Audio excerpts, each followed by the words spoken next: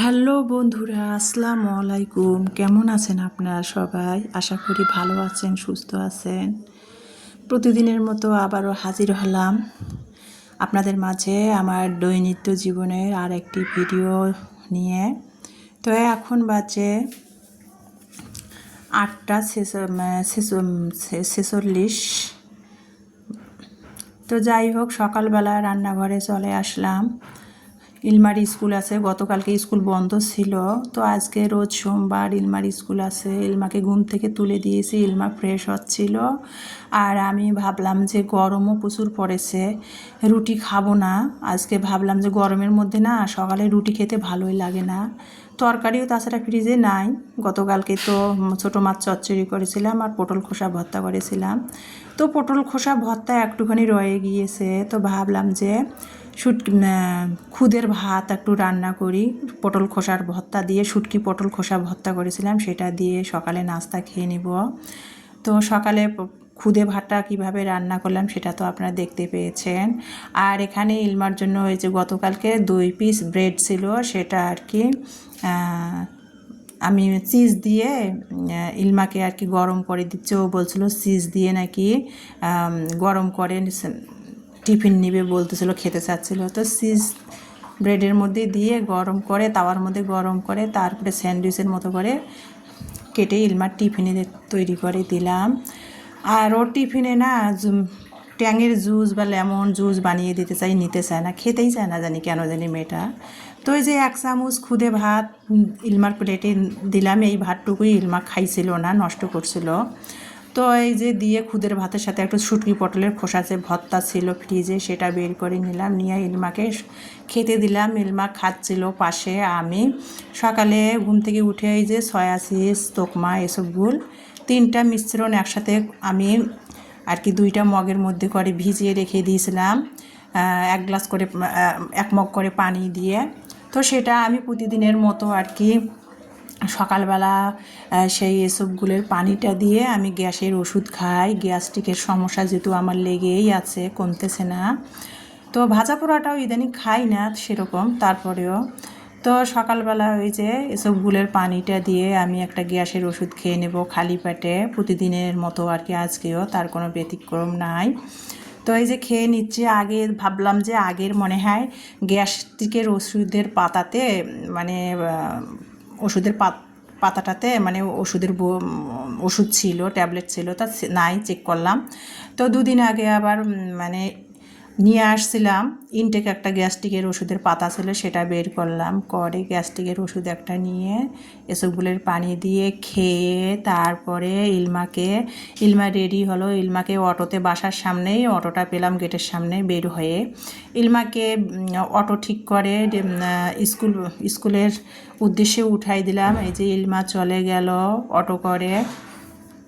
আর আমি প্রতিদিনই ইলমা যখন যায় অটোওয়ালাদের ভিডিও করে রেখে দেই, বিপদ আপদ তো বলাই আসে না, এই জন্য প্রতিটা অটোতে ইলমাকে স্কুলে উঠে দিতে গেলে অটোওয়ালার ভিডিওটা নেই আর কি। তো যাই হোক, যেটা বলতেছিলাম, এখানে কিন্তু আমি ছাদে আসছিলাম, একটু ময়লা ফেলছিলাম, তো ময়লা জমছিল, তো ময়লা ফেলতে আসছিলাম, ময়লা ফেলে ছাদের মধ্যে ময়লার বালতিটা ধুতে আসছিলাম। ওই যে ছাদে বাড়িওয়ালা ভাইদের চুলার পাশে যে কল আছে ওখানে। তো ময়লার বালতিটা ধুতে আসছি ছাদের মধ্যে, দেখতেছি খালা, এখন বাজে 10টা, খালা এখানে কাটা বাছা করতেছে, রান্না করবে। ভাইয়াদের তো রান্না আর কি 12টার মধ্যে কমপ্লিট হয়ে যায়। তো রান্না করবে, করলা কেটে নিল আর কাঁচামরিচ, পেঁয়াজ এগুলো কাটতেছে। আর এগুলো পলিথিনে দেখতেছিলাম, পলিথিনের ব্যাগে জিজ্ঞাসা করছিলাম এগুলো কি। খালা বলছিল আম নিয়ে আসছে ভাইয়া বাজার থেকে, সেগুলো আচার বানাবে, মানে আচার না, দুপুরে ভাত দিয়ে খাবে, চাটনি বানাবে আর কি। তো সেটাই আর কি খালা কেটে নেবে। তো আগে চুলা জ্বালাচ্ছিল এই জন্যে, এই যে রান্না বসায় দিবে, ভাতের পাতিলে পানি দিয়ে আর কি চুলার মধ্যে বসায় দিল, দিয়ে তারপরে মানে খড়ির মধ্যে আগুন জ্বালায় দিচ্ছিল। তো আগুন জ্বালার খুব কষ্ট, মোটা খড়িতে তো সহজে আগুন জ্বলে না। গ্রাম অঞ্চলে যারা দেখা যায় মাটির চুলায় খড়ি দিয়ে রান্না করে, অনেক গাছের পাতা লতা থাকে সেগুলোর মধ্যে আগুন জ্বলায় দিয়ে তারপরে কিন্তু মোটা খড়ি দিয়ে দেয় চুলা, তাড়াতাড়ি আগুন ধরে যায়। আর এই যে খালা খুব কষ্ট করে চুলাটা জ্বালাই নিল, একটা পুরান তেনার মধ্যে আগুনটা জ্বালিয়ে তারপরে মোটা খড়ি দিয়ে দিল, আগুন ধরে নিল। তো সেটাই আর কি দাঁড়ায় দাঁড়ায় খালা চুলা জ্বালানোটা দেখতেছিলাম, খালা কীভাবে চুলা জ্বালায়। আমি তো পারি না চুলা জ্বালাতে। তারপরে বাসায় চলে আসলাম। এই যে ইমানি ইলমা দুই বোনে খেয়ে নিয়েছে। আমি এখন 10টা 10:30 আনুমানিক বেজে গেছে। তো আজকে আমি নাস্তা খাইতেও একটু লেটে হয়ে গেছে। সকালে এসবগুলের পানি দিয়ে গ্যাস্ট্রিকের ওষুধ খেয়েছিলাম, ময়লা ফেলতে গিয়েছিলাম। তো খালার সাথে ছাদে বসে কিছুক্ষণ কথা বলতে যেয়ে আমার নাস্তা খাওয়াটা সকালের আজ লেট হয়ে গেছে। তো এই যে 10:30টার মতো আনুমানিক বেজে গেছে। এখন এই যে সকালে খুদে ভাত রান্না করলাম। কেউ বলে খুদের ভাত, কেউ বলে বউ খুদে, কেউ বলে খুদে বোয়া। তো যাই হোক, সেই খাবার তো একটাই, নাম হয়তো ভিন্ন, এক একজনে এক এক নামে বলে। তো খুদের ভাতটা আমি সকালের নাস্তা শুটকি পটলের খোসা দিয়ে খাচ্ছিলাম আমার প্রিয় আপু ভাইয়াদের সাথে, সেটাই শেয়ার করতেছিলাম। আর একটা কথা কি, এই যে ইমানি কিন্তু ও নাস্তা খেয়ে রেডি হয়ে, ওর আজকে উদ্ভাসে পরীক্ষা নাই। তো এখন বাসে 10টা 27। ইমানি চলে গিয়েছে কলেজে আজকে। তো অনেকদিন ঈদের পর কলেজ যাওয়া হয় নাই। তো ইমানি রোজার ঈদের পর আর কি কলেজে যাওয়া হয় নাই, ইমানি কলেজ যাচ্ছে।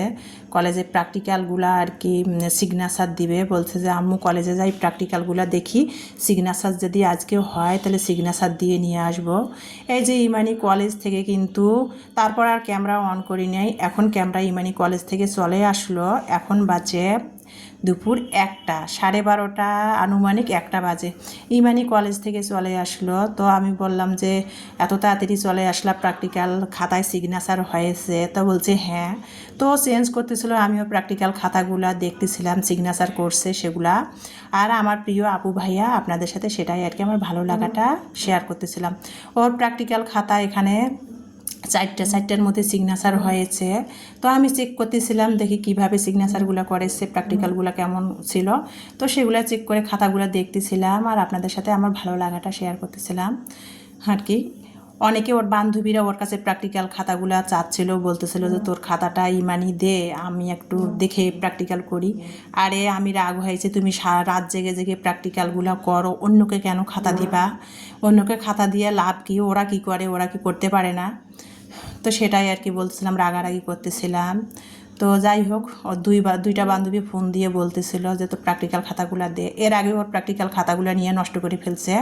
তো সেই জন্য বললাম এত কষ্ট করে রাত জেগে জেগে প্র্যাকটিক্যালগুলো করে অন্যকে খাতা শেয়ার করো কিসের জন্য?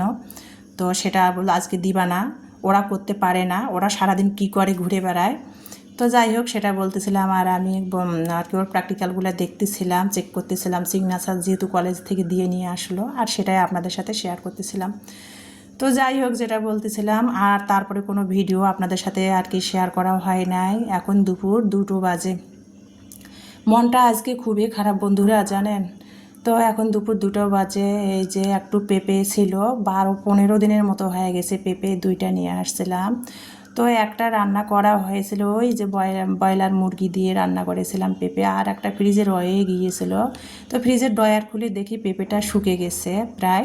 তো ইমানি বলছিল যে পেঁপেটা দিয়ে মসুরের ডাল রান্না খেতে চাচ্ছিল। তো আজ বাজারে ফ্রিজের মধ্যে কোনো সেরকম বাজার ছিল না কাঁচা শাকসবজি। তো পেঁপেটা ছিল, পেঁপেটা দিয়ে মসুরের ডাল দিয়ে সাথে একটা আলু কেটে দিয়ে আর কি আমি এখানে রান্না করে নিচ্ছি অফ ক্যামেরাতে।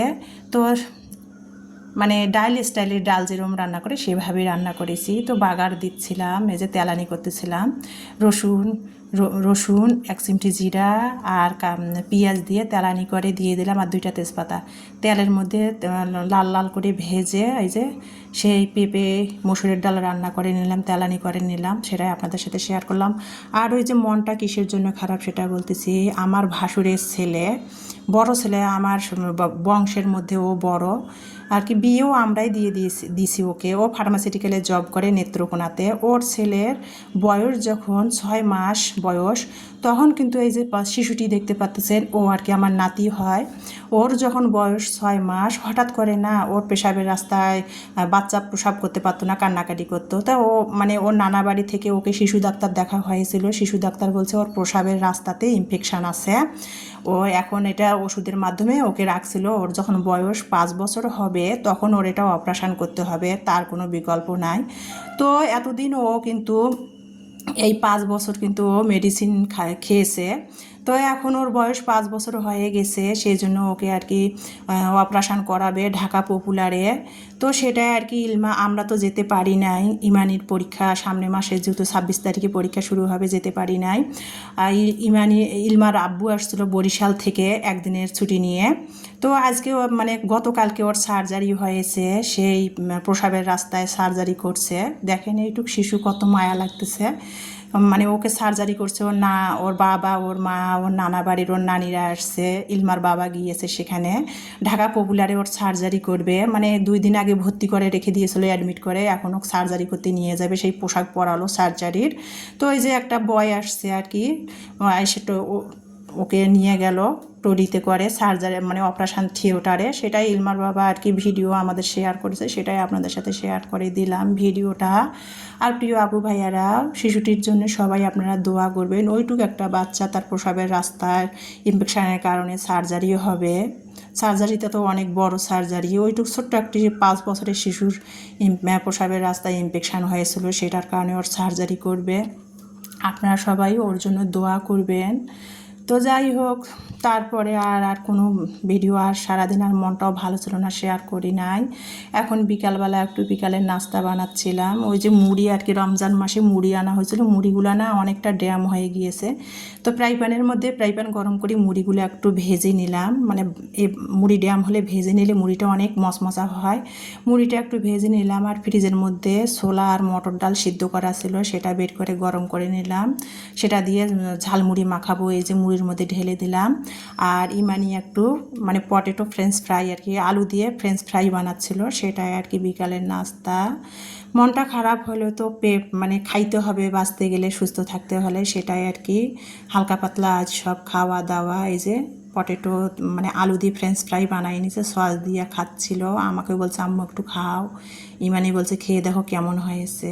জোরাজুরি করছিল, তাই একটু খেলাম, আপনাদের সাথে সেটাই শেয়ার করতেছিলাম বিকালের নাস্তা।